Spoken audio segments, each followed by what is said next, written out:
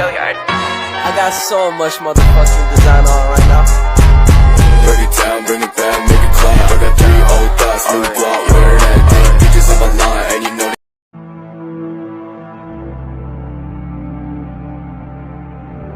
Kisah Prabu Siliwangi mendapatkan kesaktian dan amanah memimpin kerajaan Pajajaran. Kisah Prabu Siliwangi sangat dikenal dalam sejarah Sunda sebagai Raja Pajajaran. Salah satu naskah kuno yang menjelaskan tentang perjalanan Prabu Siliwangi adalah Kitab Suasit.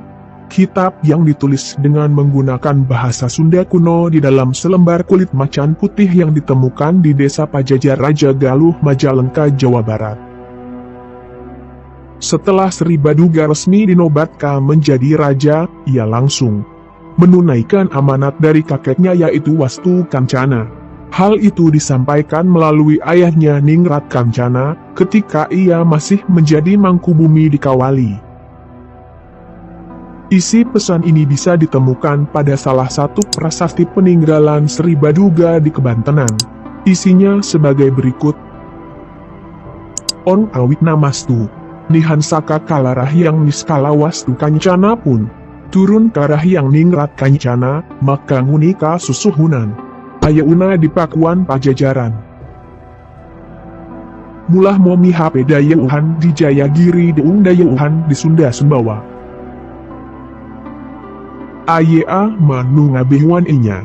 Ulah dek ngah urianan inya kuna dasa, calaga, kapas, timbang, paredongdang pun. Mangka dituding kapara muhara. Mulah dek mentaan inya bea pun.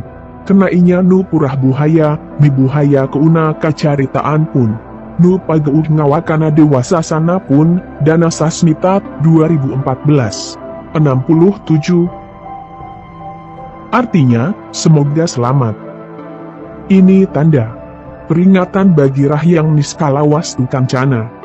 Turun kepada Rahyang Ningrat Kancana, maka selanjutnya kepada Susuhunan sekarang di Pakuan Pajajaran. Harus menitipkan ibu kota di Jayagiri dan ibu kota di Sunda Sumbawa. Semoga ada yang mengurusnya. Jangan memberatkannya dengan dasa, calagra, kapas timbang, dan paredongdang. Maka diperintahkan kepada para petugas muara agar jangan memungut bea, karena merekalah yang selalu berbakti dan membaktikan diri kepada ajaran-ajaran. Merekalah yang teguh mengamalkan peraturan dewa, Dana Sasmita 2014. 67. Prabu Siliwangi merupakan seorang raja besar yang sakti mandraguna, arif dan bijaksana dalam memerintah rakyatnya di kerajaan Pakuan Pajajaran. Ia merupakan putra Prabu Anggalarang atau Prabu Dewa Niskala Raja dari kerajaan Gajah Dari. Dinasti Galuh yang berkuasa di Surawi Sesa atau Keraton Galuh di Ciamis, Jawa Barat. Pada masa mudanya dikenal dengan nama Raden Pamanah Rasa. Sejak kecil beliau diasuh oleh Ki Gedeng Sindang Kasih, seorang juru pelabuhan muara jati di kerajaan Singapura, sebelum bernama kota Cirebon. Setelah Raden Pamanah Rasa dewasa dan sudah cukup ilmu yang diajarkan oleh Ki Gedeng Sindang Kasih, beliau kembali ke kerajaan Gajah untuk mengabdi kepada ayahandanya Prabu Anggalarang Dewa Niskala. Setelah itu Raden Pamanah Rasa menikahi putri Ki Gedeng Sindang Kasih, yang bernama Nyi Ambet Kasih. Ketika itu kerajaan Gajah dalam pemerintahan Prabu Dewa Niskala atau Prabu Anggalarang sedang dalam masa keemasannya. Wilayahnya terbentang luas dari Sungai Citarum di Karawang yang berbatasan langsung dengan Kerajaan Sunda, sampai Sungai Cipamali berbatasan dengan Majapahit. Harimau putih dari bangsa jin namanya si Tablo Prabu Giling Wesi Sakti dari Curug Sawer Talaga Majalengka. Pada suatu hari Prabu Anggalarang geram karena banyak dari penduduknya di Muara Jati yang beragama Hindu pindah ke agama baru yang dibawa oleh alim ulama dari Campak Kamboja bernama Syekh Kuro. Agama tersebut bernama Islam. Maka diutuslah beberapa orang kepercayaannya untuk mengusir ulama itu dari tanah Jawa. Konon kabarnya, ulama besar yang bergelar Syekh Kuro itu lain dengan nama aslinya Syekh Mursyahadat Silah atau Syekh Hasanuddin. Beliau adalah seorang yang arif dan bijaksana dan termasuk seorang ulam yang hafizal Quran serta ahli qiraat yang sangat merdu suaranya.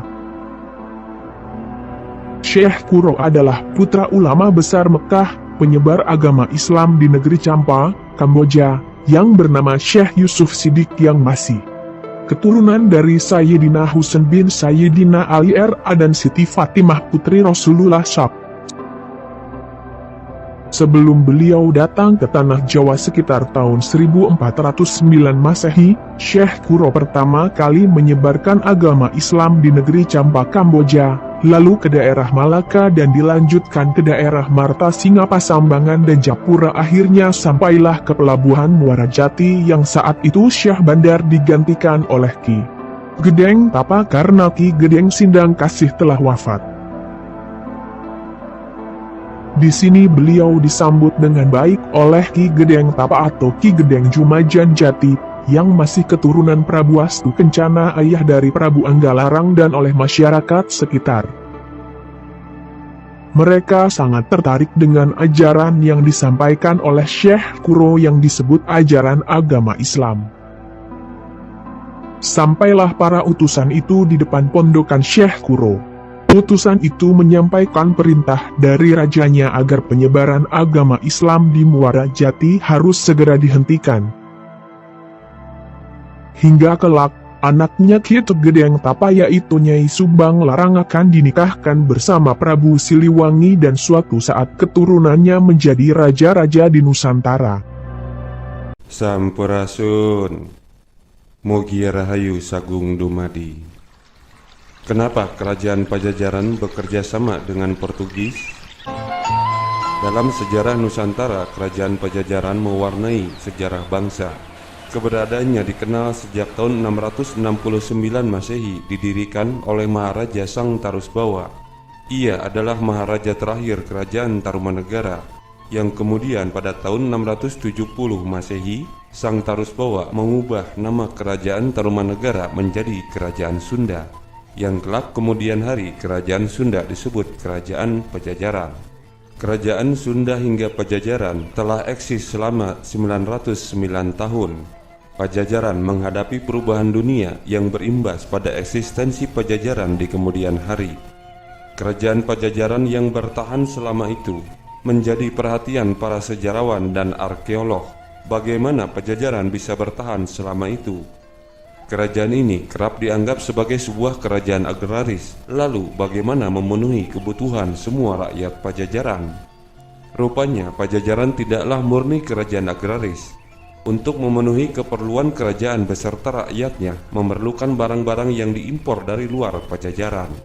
Pintu gerbang keluar masuk barang dan jasa saat itu adalah pelabuhan. Tercatat dalam sejarah bahwa Pajajaran memiliki pelabuhan-pelabuhan penting yaitu Banten, Tangerang, Sunda Kelapa, Cigede, Cimanuk, dan Cirebon. Pelabuhan Sunda Kelapa telah dikenal sejak zaman Tarumanegara dan diperkirakan sudah ada sejak abad ke-5. Pada abad ke-12, pelabuhan ini dikenal sebagai Pelabuhan Lada yang sibuk milik Kerajaan Sunda, yang memiliki ibu kota di Pakuan, Pajajaran. Kapal-kapal asing yang berasal dari Tiongkok, Jepang, India Selatan, dan Timur Tengah sudah berlabuh di pelabuhan ini, membawa barang-barang seperti porselen, kopi, sutra, kain wangi-wangian, kuda, anggur, dan cat warna untuk ditukar dengan rempah-rempah yang menjadi komoditas dagang saat itu. Kapal Jepang contohnya datang dari kerajaan Ryukyu, sekarang disebut Okinawa. Menurut catatan dari kerajaan Ryukyu Jepang, semua wilayah Asia Tenggara telah terjadi persaingan dagang. Keberadaan kapal-kapal dagang dari kerajaan Ryukyu Jepang disebut-sebut telah ada sejak zaman kerajaan Salakanagara. Menurut sejarah Jepang, kerajaan Ryukyu ini telah ada sejak 20.000 tahun yang lalu, peradaban yang sangat tua di Jepang. Mungkinkah sejak puluhan ribu tahun sebelum Masehi, Jepang dan Nusantara telah ada kontak? Kita belum mendapatkan sumber informasinya. Yang jelas, religi agama Shinto di Jepang dengan adanya kebuyutan-kebuyutan di dalam hutan-hutan lebat atau di tebing-tebing atau di pegunungan, kenapa sangat mirip dengan kebuyutan yang ada di kerajaan Sunda.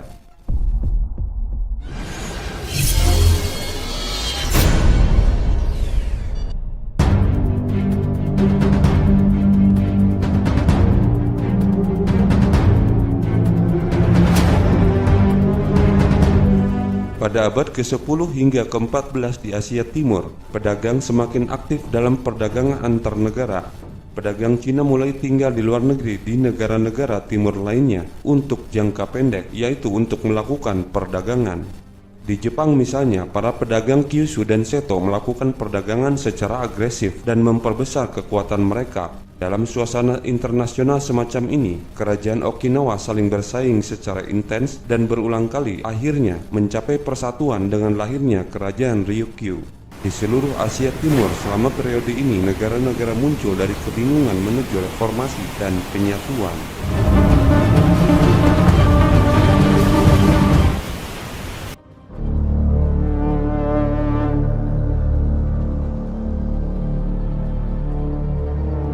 Pada tahun 1368 Masehi, dinasti Ming didirikan di Cina atau Tiongkok. Kaisar Ming bertujuan untuk membangun tatanan internasional dengan Cina sebagai pusatnya, meminta negara-negara tetangga untuk membangun hubungan anak sungai dengan Cina dan membangun embargo perdagangan yang melarang perdagangan bebas. Akibatnya, kebijakan ini melembagakan Cina atau Tiongkok sebagai pemimpin dan mendefinisikan posisi negara-negara tetangga.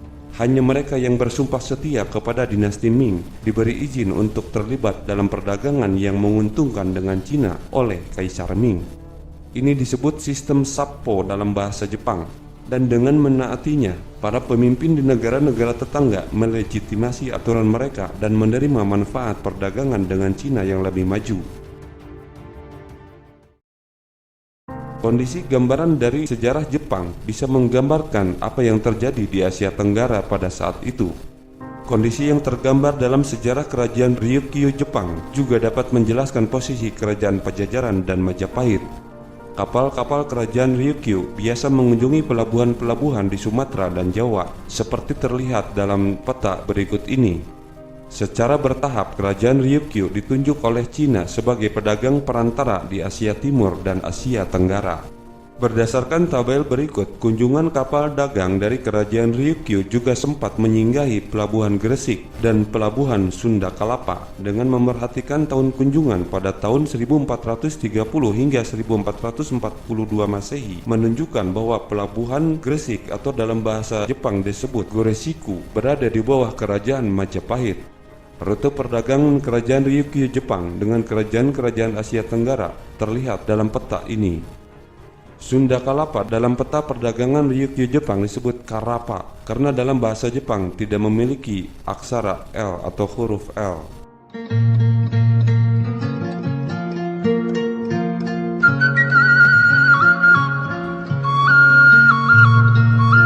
Kerajaan Pajajaran berfokus pada bidang ekonomi. Kerajaan Pajajaran telah lama mengunjungi negara lain dan mengadakan hubungan ekonomi. Beberapa negara disebutkan dalam naskah Siksa Kandang Karesian. Catatan ini tidak banyak dikupas oleh para ahli mengenai hubungan kerajaan Sunda dengan kerajaan-kerajaan yang disebutkan di dalamnya. Salah satu negara sahabat dan cukup jauh secara geografis adalah Kerajaan Deccan yang kini dataran tinggi India. Kerajaan Deccan eksis sejak tahun 1490 yang diwakili oleh Kesultanan Ahmadnagar dan berakhir pada tahun 1686 pada masa Kesultanan Golkonda, Federasi Kerajaan Deccan. Kesultanan Deccan adalah 5 dinasti dari berbagai latar belakang etnis, yaitu Afghanistan, Turki, Mongol, dan lain-lain, yang memerintah beberapa kerajaan pada abad pertengahan akhir di bagian selatan barat India. Kerajaan atau Kesultanan Deccan ini menganut agama Islam sebagai agama negara. Dengan demikian, pihak kerajaan Pajajaran sudah lama mengenal adanya para penganut agama Islam di dunia. Namun, rupanya Pajajaran menerapkan politik non-blok, di mana saat itu terjadi perang salib. Dan Pajajaran rupanya tidak merasa bagian dari peperangan di dunia internasional saat itu. Oleh karenanya, Pajajaran lebih berfokus pada bidang ekonomi. hingga akhirnya Pajajaran tidak menyadari perubahan dunia yang sulit memisahkan kepentingan politik, religi, dan ekonomi. Nama-nama kerajaan yang disebutkan dalam naskah Sang Hyang Siksa Kandang Karasian juga menyangkut wilayah Semenanjung Malaysia.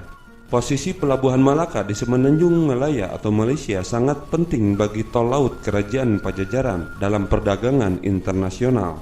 Semenjak pelabuhan Malaka di bawah kerajaan Melayu dengan penguasanya Raja Prameswara, hubungan dagang kerajaan Sunda Pelabuhan Kalapa dengan kerajaan Malaka telah terjalin baik.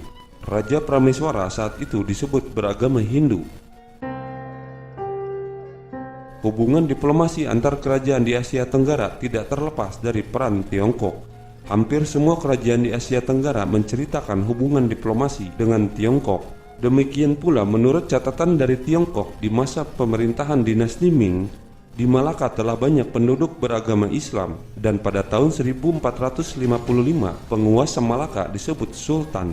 Dalam naskah Sulatus Salatin, gelar Sultan sudah dimulai diperkenalkan oleh pengganti berikutnya Raja Iskandar Shah.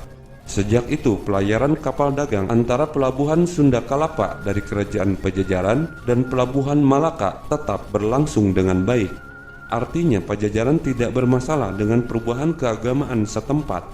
Istilah Sunda menyebutnya agaman sewang-sewangan, mual ngahaharuan batur. Agama masing-masing takkan mengganggu urusan orang lain. Demikian pula dengan kerajaan Majapahit, terutama setelah Sultan Mansur Shah membina hubungan diplomatik dengan Batara Majapahit yang kemudian meminang dan menikahi putri Raja Jawa tersebut. Pada akhir abad ke-15 dan awal abad ke-16, para penjelajah Eropa mulai berlayar mengunjungi sudut-sudut dunia. Bangsa Portugis berlayar ke Asia dan pada tahun 1511 mereka bahkan bisa merebut kota pelabuhan Malaka di Semenanjung Malaya. Malaka dijadikan basis untuk penjelajahan lebih lanjut di Asia Tenggara dan Asia Timur. Ketika tahun 1511 pelabuhan Malaka jatuh ke tangan Portugis, perjanjian antara kerajaan Sunda diperbaharui dengan penguasa pelabuhan tersebut yaitu Portugis. Dan kembali lagi Pajajaran berfokus pada bidang ekonomi. Tom Pires, salah satu penjelajah Portugis, mengunjungi pelabuhan-pelabuhan di pantai utara Pulau Jawa antara tahun 1512 dan 1515. Ia menggambarkan bahwa pelabuhan Sunda Kalapa ramai disinggahi pedagang-pedagang dan pelaut dari luar, dari Sumatera, Malaka, Sulawesi Selatan, Jawa, dan Madura. Menurut laporan tersebut, di Sunda Kalapa banyak diperdagangkan lada, beras, asam, hewan potong, emas, sayuran, serta buah-buahan. Lalu pada tahun 1522, Gubernur Alfonso d'Albuquerque yang berkedudukan di Malaka mengutus Hendrik Leme untuk menghadiri undangan Raja Sunda untuk membangun benteng keamanan di Sunda Kalapa menghadapi hegemoni dari Kerajaan Demak yang bersifat ekspansif. Maka pada tanggal 21 Agustus 1522 dibuatlah suatu perjanjian yang menyebutkan bahwa Portugis akan membuat loji, yaitu perkantoran dan perumahan yang dilengkapi benteng atau dinding kota di Sunda Kalapa, sedangkan Sunda Kalapa akan menerima barang-barang yang diperlukan. Raja Sunda akan memberikan kepada orang-orang Portugis 1000 keranjang lada sebagai tanda persahabatan. Sebuah batu peringatan dan paderau dibuat untuk memperingati peristiwa itu. Paderau tersebut ditemukan kembali pada tahun 1918 di Jakarta. Kerajaan Demak menganggap perjanjian persahabatan Sunda dan Portugis sebagai sebuah provokasi atau suatu ancaman baginya. Lantas Demak menugaskan Fathahilah untuk mengusir Portugis sekaligus merebut kota ini. Maka pada tahun 1527 pasukan gabungan Demak Cirebon di bawah pimpinan Fathahilah merebut Sunda Kalapa. Saat itu pasukan Portugis belum ada di Sunda Kalapa, sehingga pada suatu saat ketika Portugis merapat ke daerah pantai Jakarta atau pantai Jayakarta atau pantai Sunda Kalapa saat itu, mereka tidak menyangka bahwa di daratan itu telah berubah kekuasaan. Maka terjadilah penyergapan terhadap pasukan Portugis.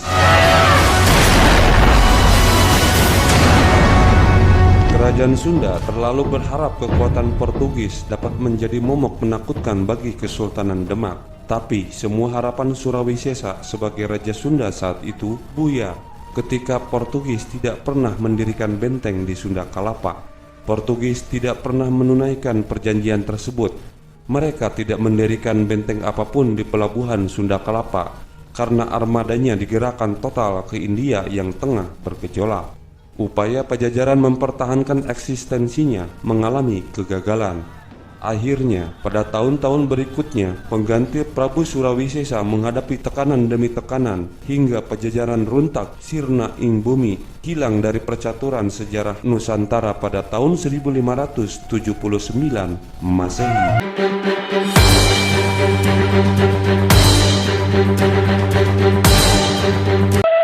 Prasasti Padrau adalah sebuah prasasti yang dibangun di era Kerajaan Pajajaran ketika masih berdiri.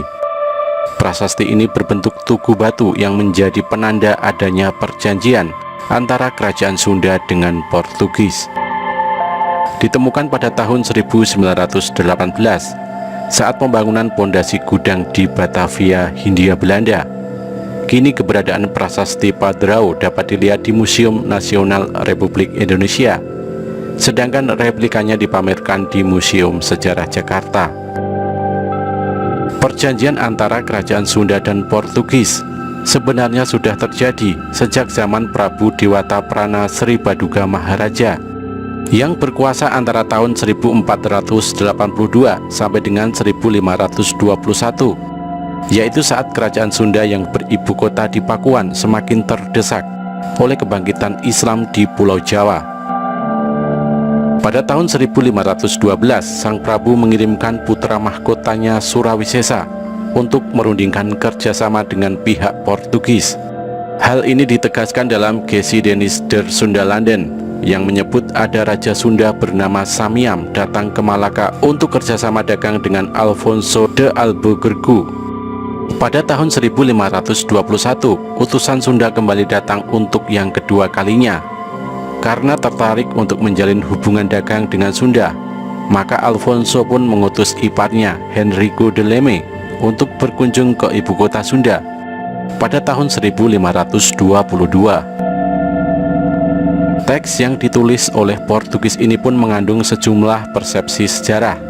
Dalam melacak sejarah Pakuan, Pajajaran, dan Prabu Siliwangi, Saleh Dana Sasmita menjelaskan bahwa berita Portugis ditulis dalam jarak yang cukup jauh dari peristiwa kejadiannya. Dalam berita tersebut dituliskan Ratu Samiam yang datang ke Malaka pada tahun 1512-an. Tahun 1521 adalah Red Sunda atau Raja Sunda. Padahal pada saat itu Samiam atau Surawisesa masih berkedudukan sebagai putra mahkota. Dalam kunjungan balasan Portugis ke Pakuan di tahun 1522, Surawisesa telah menggantikan ayahnya menjadi Raja Sunda. Secara logika memang tidak mungkin seorang raja mau mengarungi samudera yang penuh mara bahaya untuk sekedar misi dagang dan kerjasama. Jadi sudah jelas sekali bahwa yang datang ke Malaka adalah Samiam atau Surawisesa sebagai utusan sang ayah, yakni Sri Baduga Maharaja. Kunjungan Portugis sampai pada tanggal 21 Agustus tahun 1522 dan menghasilkan perjanjian yang diabadikan dalam sebuah tugu prasasti Padrau. Isi perjanjian bersifat internasional dengan naskah dibuat dua rangkap yang masing-masing dipegang oleh kedua pihak, yaitu Sunda dan Portugis. Perjanjian tersebut antara lain berisi, dalam jangka waktu 1 tahun, pihak Sunda akan memberikan 1000 karung lada untuk ditukarkan dengan barang-barang kebutuhan Sunda oleh Portugis. Portugis diizinkan membangun benteng di Pelabuhan Kalapa atau Sunda Kalapa. Sunda dan Portugis akan bersama-sama menghadapi serbuan Demak yang mulai bergerak menuju ke barat. Adapun penandatanganan dari pihak kerajaan Sunda dilakukan oleh sang raja sendiri, yaitu Sangyang atau Surawisesa, dengan 3 pembantu utamanya yang terdiri dari Mantri Dalem, Tumenggung Adipati, dan Syah Bandar. Sementara dari pihak Portugis diwakili oleh Fernando de Almeida, Francisco Anes, Manuel Mendes, João Coutinho, Gil Barbosa, Francisco Dias, dan lain-lain. Naskah Carita Parahyangan menyebutkan bahwa Surawisesa terlibat dalam 15 kali peperangan dalam rangka mempertahankan kerajaan Sunda dari serbuan Demak dan Cirebon. Konflik ini terjadi dalam kurun waktu 14 tahun. Dan dalam naskah itu pun menyebutkan beberapa nama tempat seperti Wahanten Girang, Ancol, Kiyi, dan Kalapa. Dalam buku Menemukan Kerajaan Sunda, Saleh Dana Sasmita menyebut perjanjian yang terjadi antara Sunda dan Portugis membuat cemas Trenggana, Sultan Demak ketiga. Dalam anggapannya, Portugis yang berkedudukan di Malaka dan Pasai sudah menguasai Selat Malaka yang menjadi pintu masuk ke wilayah Nusantara di sebelah utara. Kekhawatiran Trenggana sangat beralasan, karena jika Portugis menguasai Selat Sunda karena perjanjian tersebut, maka jalur perdagangan Demak akan terancam. Apalagi jalur ini sudah menjadi urat nadi kehidupan ekonomi mereka. Untuk mengatasinya, Trenggana mengirimkan armada yang dipimpin Senopati Demak Fadilah Khan. Sejarawan Portugis menyebutnya sebagai Valetehan. Sedangkan Tom Pinto menyebutnya Tagaril, yang mungkin merupakan plesetan dari Ki Fadil, yang merupakan julukan Fadilah Khan sehari-hari. Armada gabungan Demak dan Cirebon pimpinan Fadilah Khan berkisar 1967 orang. Target utama mereka adalah Banten yang menjadi pintu masuk Selat Sunda. 1 tahun kemudian dibantu oleh 1452 pasukan, Fadilah Khan menyerang pelabuhan Sunda Kalapa. Dalam peristiwa tersebut, para pimpinan yang bertugas di Kalapa dan keluarganya tewas dibantai. Begitu juga para menteri yang bertugas di pelabuhan dan para pekerjanya. Peristiwa penyerbuan pelabuhan Sunda inilah yang kemudian ditetapkan sebagai Hari Jakarta setiap tanggal 22 Juni. Setelah peristiwa banjir darat tersebut, pelabuhan Kalapa berhasil dikuasai. Pasukan bantuan dari kerajaan Sunda pun akhirnya dipukul mundur. Sementara itu, pihak Portugis yang sudah terikat perjanjian dengan kerajaan Sunda mencoba mengirimkan bantuan, tetapi terlambat karena Francisque de Sá yang selama ini bertugas mendirikan benteng di Kalapa keburu diangkat menjadi gubernur Goa di India, sehingga pendirian benteng menjadi terhambat.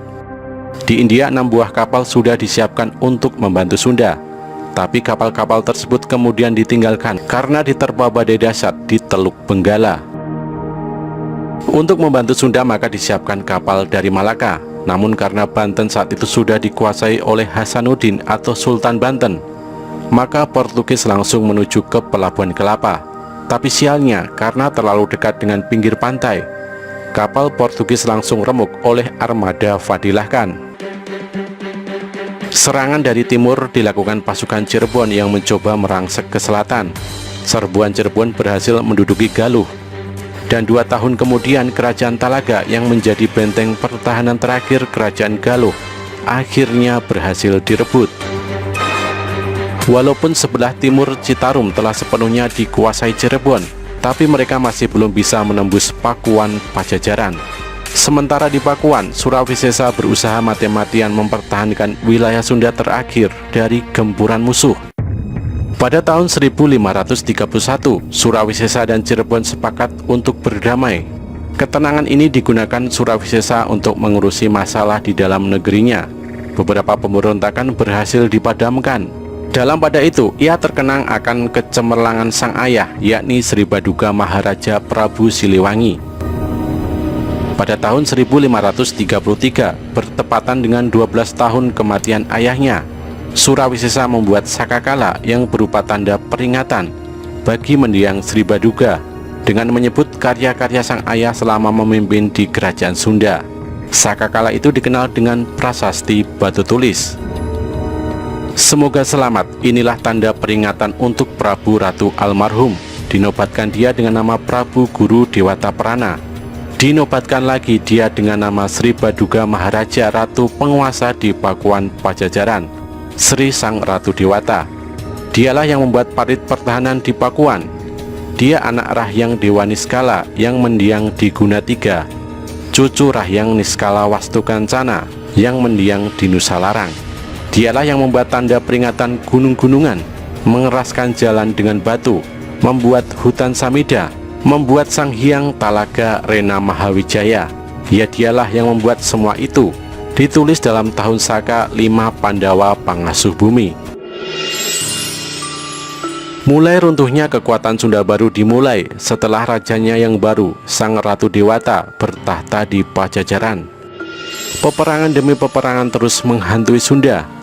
Kekuatan Islam yang semakin berkembang besar tidak dapat diimbangi oleh pasukan Pajajaran yang secara umum mulai melemah. Pada pemerintahan Ratu Dewata, banyak wilayah Pajajaran dijatuhkan, termasuk Sumedang dan Ciranjang. Tak sedikit pula pemimpin daerah yang gugur. Ibu kota Pakuan pun terancam hancur, terlebih lagi setelah ditinggalkan oleh sang raja dan para pejabatnya.